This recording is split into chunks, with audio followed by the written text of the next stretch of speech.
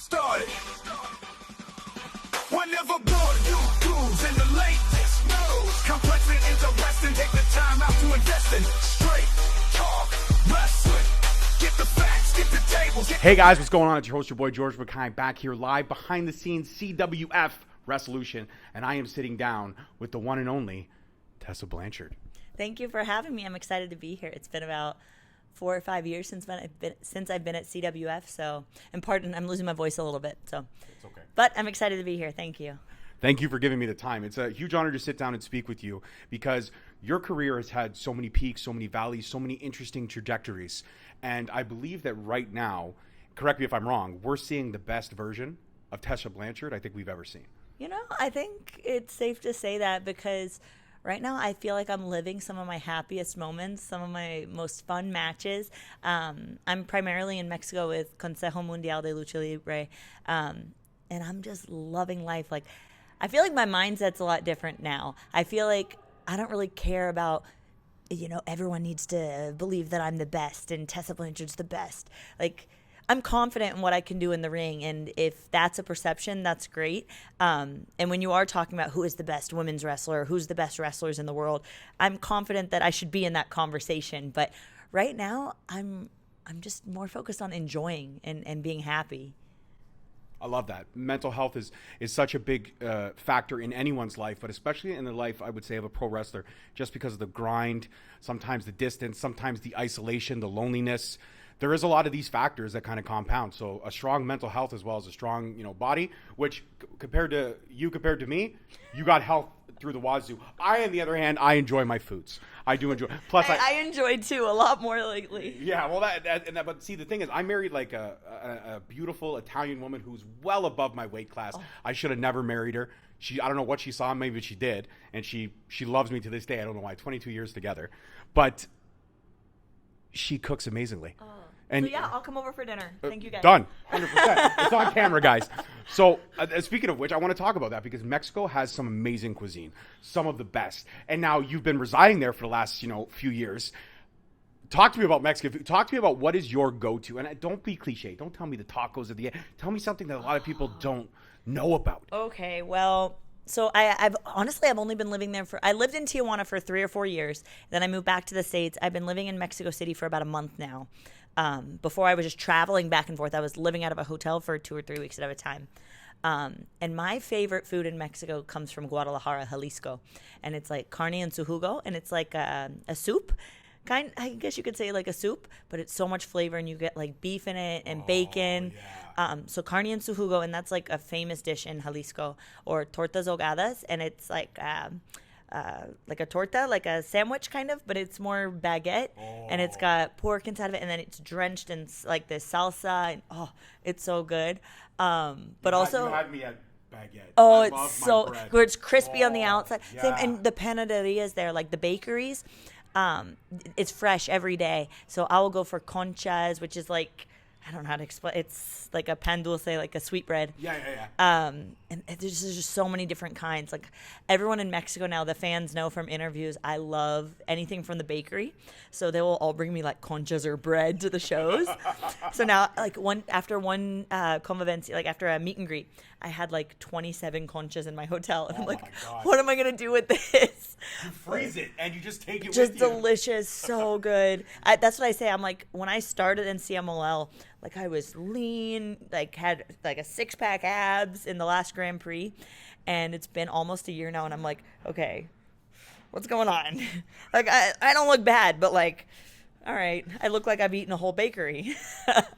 If you ever want tips on how to eat a whole bakery, I'm here for you. I got you. We'll do a whole show on it, whole review. Oh my God, could you imagine just a table spread out of foods? And we review all the different brands. Let's do it. Yeah, it's amazing. I'm sold. Sign me up. So CMLL, it's interesting about CMLL. I would even say even Triple A, because those two promotions over there, so much history, especially CMLL being the longest running promotion ever. Yeah. Not just in Mexico, ever. Yeah. Nobody can touch that record. Never can they touch that record. No, we're coming up on the 91st anniversary. How crazy is that? 91 years of pro wrestling. And Mexican fans, correct me if I'm wrong, are a lot like Japanese fans. They really take pride in the storytelling. They really take pride in who their heroes and their villains are. And they either love you or they hate you. When I sat down with Sam Adonis, the one thing he said to me is that If you can survive Mexico, you can wrestle anywhere. Would you stand to that statement? I would agree with that. I mean, our schedule in Consejo is pretty crazy. We have shows Friday, Saturday, Sunday, Monday, Tuesday. Wednesdays are press days and Thursdays are training. The women, we train with Ultimo Guerrero, and we're training in Arena Mexico every Thursday morning. We're running up and down the arena, like just training. And that's one thing that I've always thought was super important, is always be a student. Always, it doesn't matter how long you've been in the game, always be a student. And when I moved there, I knew it was going to be tough, kind of starting over from scratch, learning a different style, but fully submersed in it. And they've really like accepted me. It's one place that I always say, like, me siento en casa. I feel in house. Like, I feel like I'm in home in Arena Mexico, in Mexico. Like, this country, the culture has such a place in my heart. It's an incredible feeling. It's your home away from home. Yeah, it's my home away from home, but now is my home. I love that. Absolutely love that. So I was actually telling you a story as we were walking here to the media green room, which is fantastic. Yes. By the way, CWF, they hooked me up. We like got a crazy. whole setup. Got a whole setup here. We even got catering. Yeah, that's right. We do. The chicken, the ribs. Did you try the ribs? Oh, no, I had chicken and potato. Those potatoes. My God. So good. Canada, we know our potatoes. That's what we Yes. take pride on. So what we're talking as we're walking up, I was talking about, I met your dad at Chinlock anniversary show 5-6 years ago now. And it was when just on the cusp of everything with Sami Callihan, we were just building to that storyline of you becoming a heavyweight champion. And I asked him, I said, I think she can pull it off. The world was watching that whole storyline unfold. And he was like, well, yeah, if anybody can do it, it's going to be her. And like you said, he's so dry. I didn't know how to take it. I didn't know, should I laugh here or should I not? This is Tully Blanchard, okay? This is one of the OG Four Horsemen. He's the best. You don't fuck around with Tully Blanchard. And he's like, no, if anybody's going to beat me, it had to be my kid. And I was like, okay, fair. And then I just kind of snapped my picture and I just walked away and I was like, cool, Tully Blanchard didn't kill me. That's awesome. But he's such a sweetheart of a gentleman. I absolutely legend, 100%. When you hear stuff like that, and you probably heard it from him yourself. When you hear stuff like that, does it touch you that your dad is so supportive and so proud of the legacy that you built for yourself in pro wrestling? Despite the peaks and the valleys, he's proud of you. For sure. You know, one thing I've always wanted to carry on my family legacy, carry on my family name, but create my own path at the same time. And that was always a goal of mine, but I never knew exactly what it looked like. And I always knew that I wanted to do things that women don't really do. My resume, it means a lot to me, more than a lot of other things. Like, if I can do something that hasn't been done yet, yes, I want to go do it. And getting into the storylines with the guys, wrestling the guys, switching over locker rooms. Sami and I ran an 8-month program. Like, who runs an 8-month program and people actually care? It was huge, and I learned so much working in Impact, working with that locker room. And my dad is someone he's always tough on me. But it's because he knows what it takes to be that next level, to be a star. Like, there's some things that, like the in-betweens, that you just, only some people really understand, and he's one of them. So very blessed to have advices from him and from my stepdad, Magnum. But yeah, it was always a goal to carry on my family name and do it proud, because you see a lot of generational talents who don't find that same success that their parents maybe had, or don't do it justice. And I never wanted to be like that, where, you know, like the last name, it's great. It might get your foot in the door. It might get you in front of the right people, but it doesn't take the bumps for you. It doesn't drive the miles from you. It's not going to, once you get in the ring, it doesn't really do jack shit for you. So I always wanted to work to be able to back it up. And I've always had that mentality, you know, since I was a kid. Like, it didn't matter if my mom told me to go clean my room, you know, okay, now I'm cleaning the whole upstairs and the baseboards and everything, because I want to be the best at it. Fuck the room. I'm doing the whole yeah, level, man. That's like that's my mindset. Even in school, like school project, okay, I want mine to outshine everyone's. Like, I want to be, but that's, you have the solar system that have the mechanical turn. Exactly. I hated that. Yes, but in wrestling too, like, I don't want to be good. I want to be great. I don't want to be passable. I want to be the best in the world at this. And sometimes that meant training from 6 p.m. to 8 p.m. and then after class, Cedric Alexander and I would stay until 2 or 3 in the morning training. If I talked back to George South and told him, he gave me advice and I said, I know, 50 bumps, because I knew. Oh, you know, cool. Yeah, won't say that again. No. You know, that meant, you know, on the weekends driving 21 hours to Whitehall, New York from Charlotte, North Carolina, to set up the ring and chairs and hopefully get an opportunity, sleep in my car in a Wawa parking lot and drive back home and do it again next weekend. But that was I wanted it so bad. But I'm very blessed the way that, honestly, I wouldn't change anything about the peaks, the valleys, the way my career's been. I wouldn't change anything because I'm very proud of like the woman that I am now and the wrestler that I am today and where my career is, because if anything would have been different, I might be in a different place. I might be a different person. My ego might be through the roof. Who knows? You wouldn't be sitting down with just George Mackay from Straight Talk Wrestling. Hey, but Straight Talk Wrestling is something, you know? That's true. 8 years. Hey, 8 years strong. See, there you go. Yeah. And it's something to be proud of. It's your baby. Yes. 100%. And it's been trials, tribulations, ups and downs, peaks and valleys, a lot of rejection, a lot of no's, a lot of hell no's, and finally, okay, yeah, we'll give you something. And it was actually Impact TNA that gave me that first opportunity to interview, tap into their talent. I never was able to get you at that time because obviously things had moved on. And if you're okay, I'd like to discuss that for a brief second. The dirt sheets are crazy. The dirt sheets love to talk shit. There was so many different things, so many different perceptions. And I believe the interview you had with Mike McGuire was one of the first ones where we got to see the real Tessa Blanchard. We got to hear kind of the full stories of everything that had happened. And everyone loves a comeback. Not that you're in a comeback state. You are in a state of euphoria because you're living your life now the best way and you're having fun in wrestling. And that's what it's all about at the end of the day. When it becomes a job, it's no longer fun. If you can have a job and still be fun at it, then that's when you're finding that balance. Yeah. The big companies, AEW, WWE, like I said, the dirt sheets love to talk, but nobody knows. Have you been approached? Maybe even TNA under the new banner. Have you been approached? Is there conversations, discussions? I don't know. I get it. From your smile, you're like, I can't answer this, George. I get it.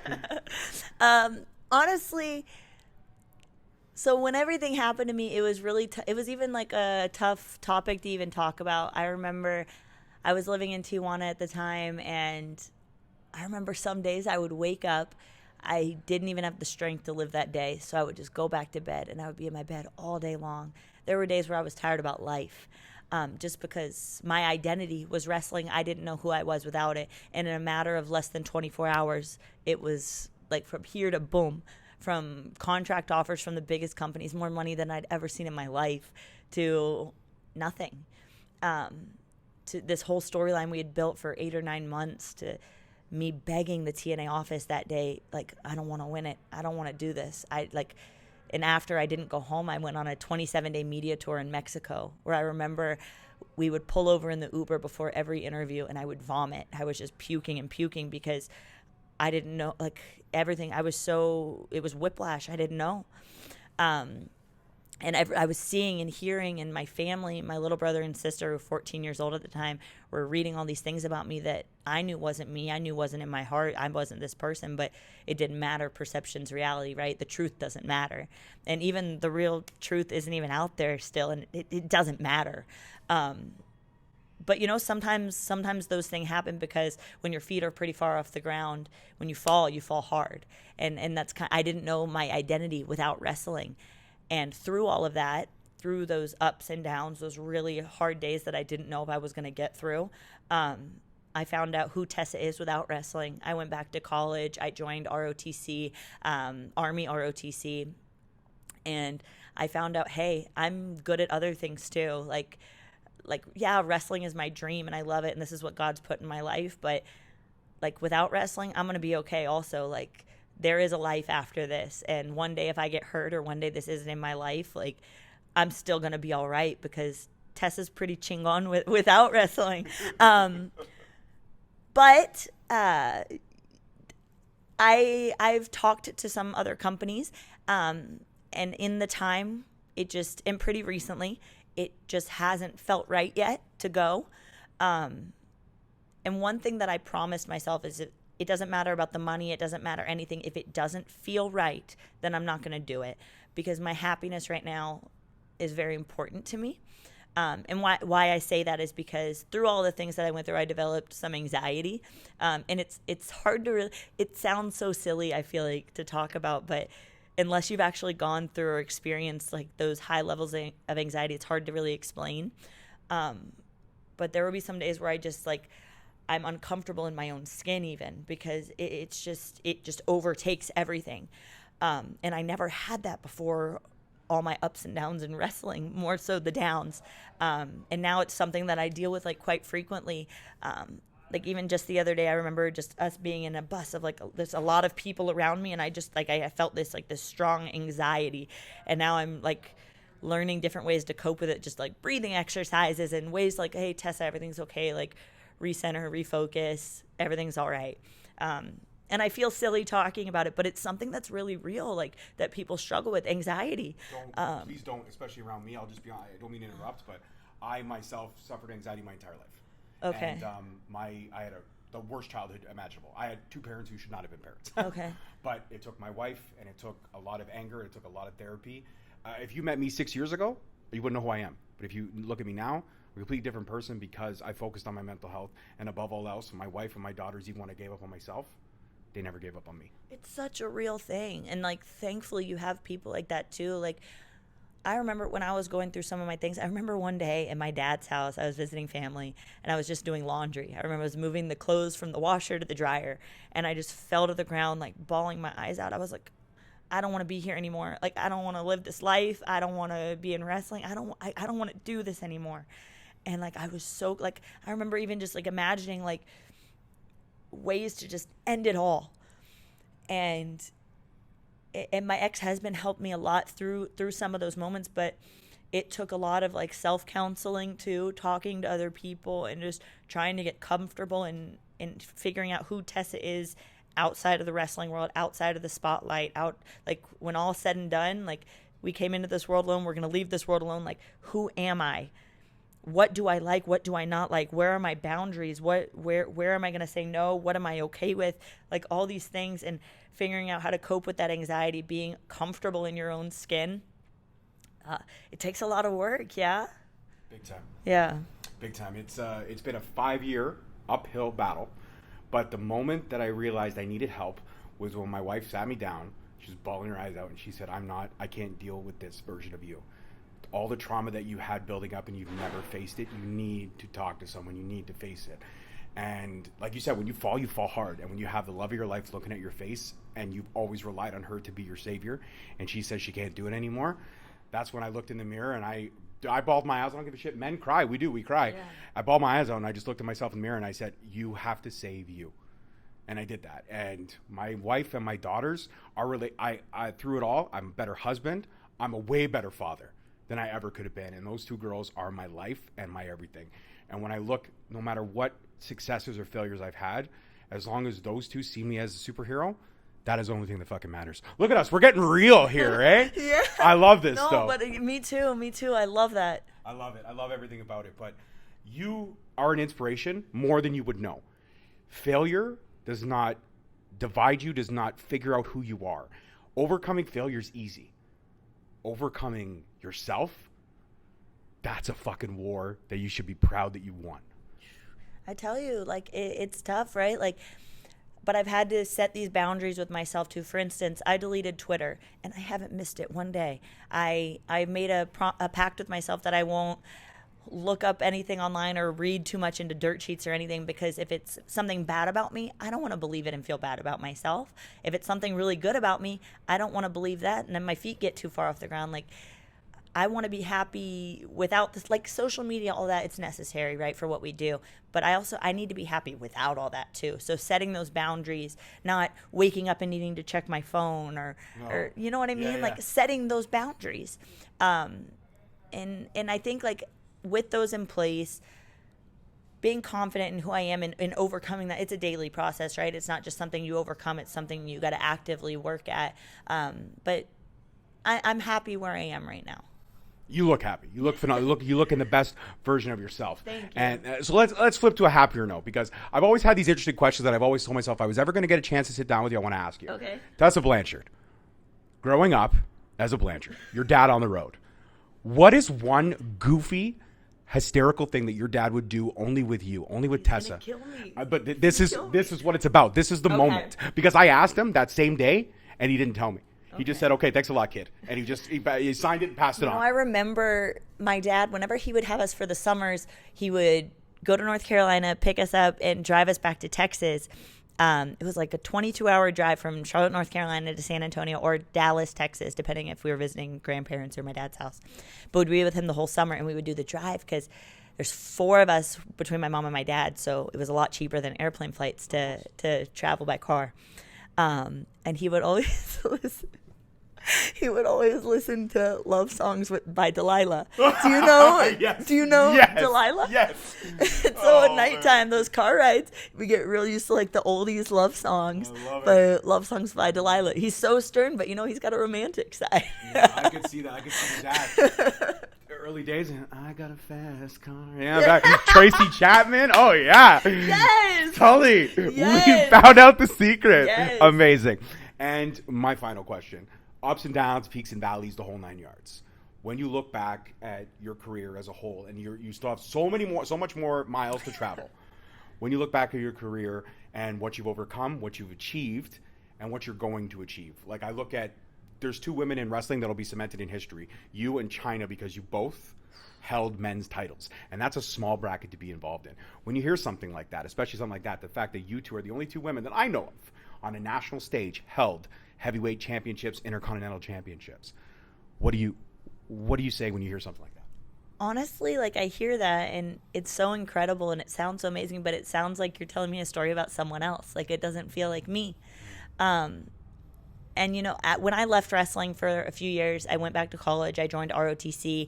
And in ROTC, I came out top in my class with Army ROTC.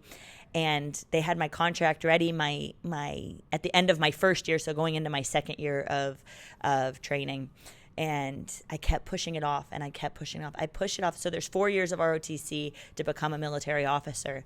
And at the end of my middle of my MS 3 years, kind of when I made my decision. Yeah. But at the end of my MS 1 year, my lieutenant colonel had the contract ready. And I just kept pushing it off till my MS 3 year. I was the last person in my class that hadn't signed. And you have to sign your MS 3 year because at the end of that year, you go off to summer training, CST cadet summer training. And that's where you spend your whole summer out in the field doing your training. If you don't pass that, you can't go into your MS 4 year and commission as an officer. So you needed to sign this. I needed to sign it, and I kept pushing it off. And I remember my lieutenant colonel and his master sergeant had a meeting with me. They pulled me into the office, and they were like, Blanchard, here's the contract. Like, this is the thing. You got to sign it or you got to do wrestling. Right now, you're able to do both. But when it comes down to it, this military contract would outweigh anything wrestling. And it's not going to be possible to do both. You've got to make a decision. And I remember I was like, Lieutenant Colonel, like, I'm just going to be honest with you. I think that I've pushed it off so much because in my mind, everything's great. I've got this path now. I'm in school for international affairs. I want to commission as a military intelligence officer. I'll have the career. I'll have the security. I'll have everything is like on paper perfect. But in my heart is still wrestling. And I feel like I've got unfinished business. And if I sign this 6-year contract, it means that I'm giving up on my dreams. I'm 29, and if I want to do something in wrestling, I've got to live it out now. I've spent so much time away. I've got to do it now. And I know in my heart I still have more to do. There's still more for me to do. Like, I'm so confident in my abilities and everything that I can be, but I haven't had the chance to really live that out yet. And they were like, well, we feel like you'll be such a great officer, all these qualities that you have and whatnot. But talking to them, they said, my master sergeant said, Tessa, the best way to make your decisions in life going forward, because everything in the military, it's very black and white. It's very, you get rid of the feelings, you get rid of the sentimientos, the feelings. Sorry, I switch over to Spanish sometimes.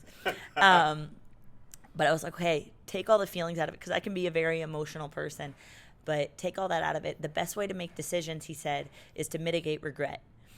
And that really stuck with me. I was like, okay, well, then I just need to think about it. Okay, if I sign this, am I going to regret not trying to live out wrestling? When I'm 50 years old, when I look in the mirror, and am I going to regret this decision that I made? And I thought, yes, I probably will, because I love wrestling. I can leave ROTC and still drop an OCS packet until I'm 35 years old. Wrestling right now, like, this is what's in my heart. This is what sets my soul on fire. And if I want to do something, I've got to do it now. And I know that I can do this and I can teach other people to do this in a way different, in a way that's more passionate, tell a story more passionately, more fiercely, get the people to feel something. And I know that this is what like God put in my heart for a reason. So I ended up turning down the military contract to go back to wrestling, went to Mexico, joined the Grand Prix, and hoping that, you know, something comes of it still. And I've had opportunities that come that just haven't felt right yet, and I promise, like where God guides, he provides. So if he puts something in my heart and it feels right, that's when some people, they tell you, follow God's will. What's God's will for your life? How do you know what God's will is for your life, right? Well, I asked my dad that, and he's like, well, if it makes you feel calm and it makes you feel inner peace, usually those are the things that are meant for you. If it makes you feel stress or anxiety, those are the things that usually aren't meant for you. So, and I took that to heart. If it makes me feel calm, if it makes me feel excited, that inner peace, then those are the things I'm going to chase after. If it doesn't feel right and it doesn't matter the money, because we don't even know tomorrow. You know, it doesn't matter the money or the fame or anything. If it doesn't feel right, it doesn't feel right. So that's kind of the way I make my decisions now. Mitigate regret, and then how it makes me feel. I think that's the best way to make the decisions, Yeah. and I think that's the best way to end this conversation. I could talk to you forever. You're phenomenal. I had an amazing time. I hope you had an amazing time as well. Thank you so much, yes. And before I let you go, if you could just look in the camera, give that Tessa Blanchard energy, and just say, hey, I had a cool conversation with Straight Talk. Get off your asses and subscribe, because this was fun.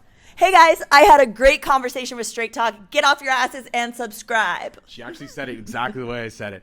Guys, that's it for this one. The amazing Tessa Blanchard. I Thank appreciate you you. so much. And I want to let you know you're now officially a member of the Straight Talk family. Anytime down the line we get to do this again, I'd love to have you. And I'm going to tell the wife that you said you're going to come over anytime. Pasta better be on the table. Absolutely. Peace, love, and wrestling, guys. We'll see you next week. Peace. Thank you so much for checking out our channel. If you like what you saw today, please feel free to subscribe and hit that notification bell so you never miss any of our future videos and content. Also, you could follow us on all social media platforms. On X at _Straight Talk. On Facebook and Instagram at Straight Talk Wrestling. On TikTok at Straight_Talk_Wrestling. And of course, you could follow us on Podbean,